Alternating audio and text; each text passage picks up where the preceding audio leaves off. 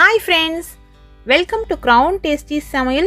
குறைவான நேரத்துல சுலபமான ஒரு குழம்பு செய்யணும்னா இந்த ரெசிபியை நீங்க ட்ரை பண்ணலாம். 5 நிமிஷத்திலே செஞ்சிடலாம்னு நான் சொல்ல மாட்டேன். ஆனா குறைஞ்சபட்சம் 5 பேருக்கு சமைக்கணும்னா 15 நிமிஷத்துல இந்த குழம்பை நீங்க செஞ்சு முடிச்சிடலாம்.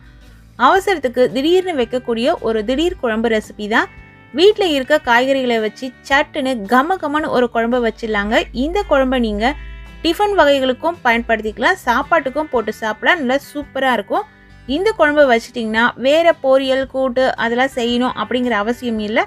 இதில் இருக்க காய்கறியை வச்சுட்டு சைட் டிஷ்க்கு அப்பளமோ இல்லை ஊறுகாவோ தொட்டுக்கிட்டு சாப்பிட்லாங்க. சூப்பரான இந்த குழம்பை எப்படி செய்யறதுன்னு பார்க்கலாம் வாங்க. இந்த குழம்பு செய்யறதுக்கு அடி கனமான ஒரு பேன் எடுத்துக்கோங்க. நீங்கள் கடாய் கூட பயன்படுத்திக்கலாம்.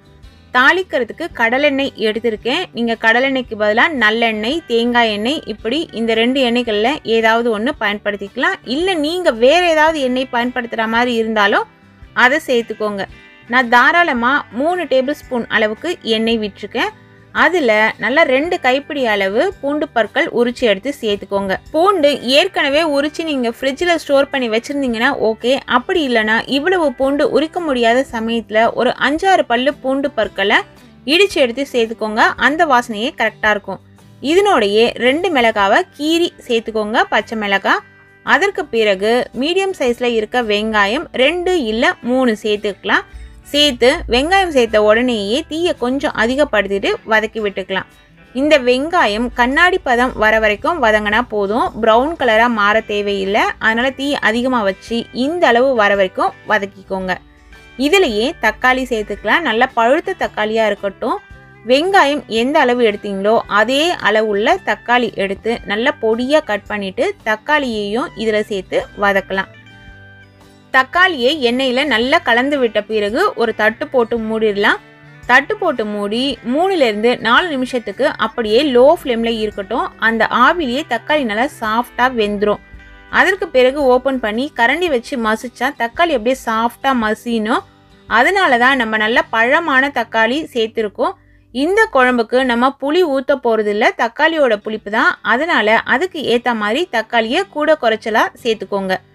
இப்போ தக்காளி வதங்கிடுச்சு. இந்த சமயத்தில் 1/4 கிலோ அளவுள்ள உருளைக்கிழங்கு தோலெல்லாம் எடுத்துட்டு இது போல் நீல துண்டுகளாக கட் பண்ணி எடுத்து சேர்த்துருக்கேன்.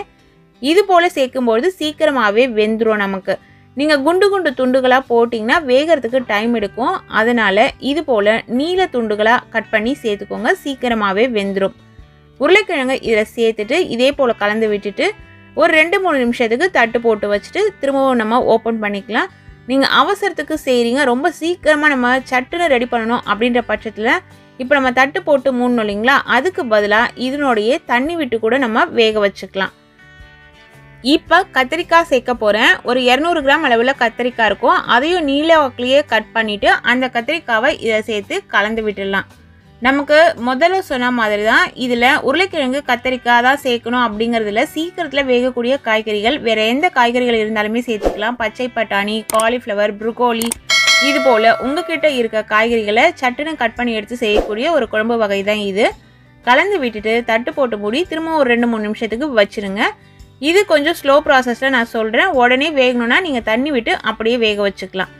இப்போ நீங்கள் உருளைக்கிழங்கு சேர்த்த உடனே இதிலேயே கத்திரிக்காவையும் சேர்த்துட்டு அதற்கு அடுத்தது ஒவ்வொரு பொருளாக சேர்த்து தண்ணி விட்டு வேக வச்சுட்டிங்கன்னா உங்களுக்கு 15 நிமிஷத்தில் சூப்பரான குழம்பு ரெடி ஆகிடும். இப்போ நான் ஒன்றொன்னா வதக்கி செய்கிறேன். இதில் தேவையான அளவு உப்பு சேர்த்துக்கலாம். 1 டீஸ்பூன் அளவுக்கு உப்பு நான் சேர்த்துருக்கேன். 1/4 டீஸ்பூன் அளவுக்கு மஞ்சள் தூள் சேர்த்துருக்கேன். குழம்பு மிளகாய் தூள் நம்ம வீட்டில் அரைச்சி வச்சுருப்போம் இல்லைங்களா, அந்த குழம்பு மிளகாய் தூள் 4 டேபிள் ஸ்பூன் அளவுக்கு சேர்த்துருக்கேன். நீங்கள் எவ்வளவு காய் சேர்க்குறீங்க அப்படின்றதுக்கு ஏற்ற மாதிரி குழம்பு மிளகாய் தூள் கூடுதலாகவோ இல்லை குறைவாகவோ சேர்த்துக்கோங்க. இதில் இன்னொரு ஸ்டவ்வில் தண்ணி நல்லா கொதிச்சுட்டு இருக்கட்டும். நல்லா கொதிக்கிற தண்ணியை இதில் எடுத்து சேர்க்குறேன். கிட்டத்தட்ட 1/2 லிட்டர் அளவுள்ள தண்ணி இருக்கும், அதை சேர்த்துருக்கேன். உங்களுக்கு குழம்பு திக்காக வரணுமா இல்லை கொஞ்சம் தண்ணியாக வைக்க போகிறீங்களா அப்படிங்கிறத நீங்கள் டிசைட் பண்ணிவிட்டு அதுக்கேற்ற மாதிரி தண்ணியை கூடுதலாகவோ இல்லை குறைவாகவோ சேர்த்துக்கோங்க. இப்போ இன்னும் கொஞ்சம் தண்ணி இருந்தது அந்த பேனில், அதையும் இதனோடையே சேர்த்துட்டேன். தண்ணி ஊற்றும் பொழுதெல்லாம் நீங்கள் ஃப்ளேமை நல்லா அதிகப்படுத்தி வச்சுக்கோங்க. ஃபுல் தீயிலேயே இருக்கட்டும். ஃபுல் தீயில் இருந்ததுன்னா சீக்கிரமாகவே நமக்கு வெந்துடும். இப்போ பாருங்கள், குழம்பு நல்லா கொதிக்குது. காய்கறிகள் எல்லாமே நல்லா வெந்து வந்துட்டுருக்கு. நம்ம சேர்த்த மசாலா பொருட்களோட பச்சை மணம் எல்லாம் போகணும். அதனால் இதை ஹை ஃப்ளேம்லேயும் மீடியம் ஃப்ளேம்லேயும் மாற்றி மாற்றி வச்சு நல்லா கொதிக்க விடுங்க. தண்ணியும் ஓரளவு நல்லா சுருங்கி வரும். காய் வெந்துருச்சா அப்படிங்கிறது பார்க்கும்போதே தெரியும். அப்படின்னா நீங்கள் கையில் அழுத்தி பார்த்து செக் பண்ணி கன்ஃபார்ம் பண்ணிக்கலாம். இந்த சமயத்தில் அரை மூடி தேங்காய் கூட 5 முந்திரி பருப்பு சேர்த்து நல்லா ஃபைன் பேஸ்ட்டாக அரைச்சி அந்த விழுதை இதில் எடுத்து சேர்த்துக்கோங்க. முந்திரி பருப்பு தான் சேர்க்கணும் அப்படிங்கிறது இல்லை. முந்திரி பருப்பு சேர்த்தா நல்ல ஒரு ரிச்சான டேஸ்ட்டு கிடைக்கும். முந்திரி பருப்பு இல்லைன்னா அதில் அரை டீஸ்பூன் அளவுக்கு உடச்ச கடலை இருந்ததுன்னா அதை சேர்த்துக்கோங்க. அப்படியும் இல்லைன்னா கடலை மாவு இருந்ததுன்னா கடலை மாவு ஒரு அரை டீஸ்பூன் அளவுக்கு கரைச்சி கூட நம்ம இந்த குழம்புல விட்டுக்கலாம். ஏன் இதை சேர்க்குறோம் அப்படின்னு பார்த்தீங்கன்னா குழம்பு நல்லா திக்காக நமக்கு கிடைக்கும். அதனால மற்றபடி தேங்காய் மட்டுமே நீங்கள் அரைச்சி கூட சேர்த்துக்கலாம். குழம்போட அந்த மனம் ரொம்ப நல்லாயிருக்கும். தேங்காய் அரைச்சி சேர்த்துட்டு ஒரு 3-4 நிமிஷத்துக்கு குழம்பு ஹை ஃப்ளேமில் கொதிச்சதுன்னா போதும். நல்ல குழம்பு சூப்பராக ரெடி ஆகிடும் நமக்கு. இப்போ குழம்பு ஒரு கரெக்டான பக்குவத்தில் நல்லா கொதிச்சு வந்திருக்கு. முதலியே தாளிப்பு நான் கொடுக்கல இந்த குழம்புக்கு. பொதுவாக எல்லாத்துக்குமே நான் கடைசியாக தான் தாளிப்பு கொடுப்பேன். ஏன்னா அந்த வாசனை நல்லா நமக்கு ஃப்ரெஷ்ஷாக இருக்கும் அப்படிங்கிறதுனால. பாருங்கள் உருளைக்கிழங்கு எந்த அளவு சாஃப்டாக வெந்து வந்துருச்சு. இந்த குழம்பும் அதே மாதிரி தான். உங்களுக்கு எக்ஸ்ட்ரா பாத்திரம் விழ வேணான்னு நீங்கள் நினச்சிங்கன்னா முதலியே தாளிச்சுக்கோங்க.